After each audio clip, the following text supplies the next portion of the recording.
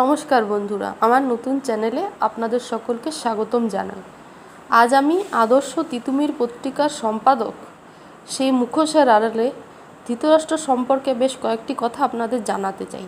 এই মহান ব্যক্তিটি বর্তমানে যার পেশা সাংবাদিক, তিনি ইউটিউব চ্যানেল খুলে বিভিন্ন মানুষের সম্পর্কে নিন্দা, অসম্মানজনক কথাবার্তা, কুরুচিপূর্ণ কথাবার্তা বলে থাকেন। বিশেষ করে ধর্ম প্রতিষ্ঠান, তীর্থস্থান বা কোনো সংঘ বা কোনো মানুষ, শিক্ষিত মানুষ বা কোনো টিচার, এদের নিয়ে বিভিন্ন রকম বিদ্রূপ করেন, তাদের সম্পর্কে অসম্মানজনক কথাবার্তা বলেন।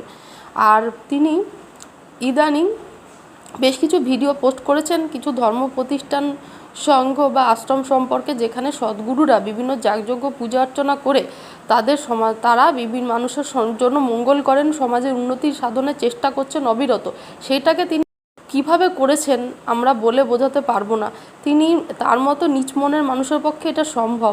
তিনি দেখাতে চেয়েছেন এগুলো সম্পূর্ণ ভিত্তিহীন, অসৎ উপায়। কিন্তু নিজে কি করছেন? নিজের যাগযজ্ঞের পরিবর্তে তিনি মদ্যপ অবস্থায় বিভিন্ন জায়গায় নৃত্যগীত পরিবেশন করছেন, হাতে আংটি, তাবিজ, কবচ পরছেন, গামছা পরে পুজো করছেন, আবার মহিলাদের সাথে নৃত্য করছেন, মা কালীর কাছে পুজো দিচ্ছেন, কিন্তু তার দৃষ্টি রয়েছে ফটোশুটারের দিকে, তার চরণে হাত তো নেই।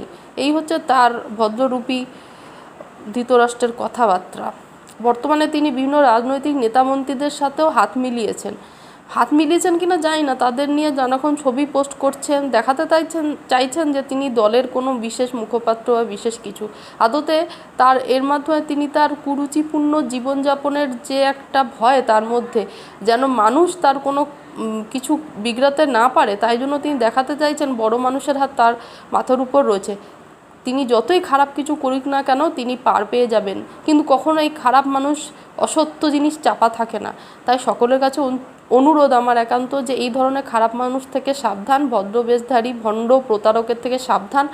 আর আর তিনি যেন তার কর্মগুলো শুধরে নেন, আর যেন তিনি সঠিক পথে নিজেকে পরিচালনা করেন। তার যে এরকম চুরি ডাকাতি, দিনে রাতে চুরি ডাকাতি করছেন, এই মানুষের নামে মিথ্যা অপবাদ দিচ্ছেন, আর বিভিন্ন প্রতিষ্ঠান থেকে তথ্য চুরি করে সেগুলো পরিবেশন করছেন অর্থের বিনিময়ে, অর্থ না পেলে সেগুলো দেখিয়ে দিচ্ছেন, আর না হলে তিনি চেপে রাখছেন, যা লাইভ করছেন কিন্তু সেগুলো আদৌ লাইভ নয়। কাছে আমার বিনীত নিবেদন, প্রার্থনা, অনুরোধ যে এই সমস্ত ভণ্ড প্রতারক যারা সাংবাদিকতার বেশে অসাধু ব্যবসায় মেতে রয়েছে, তাদের থেকে আমাদের মতো সাধারণ মানুষদের আপনি রক্ষা করুন।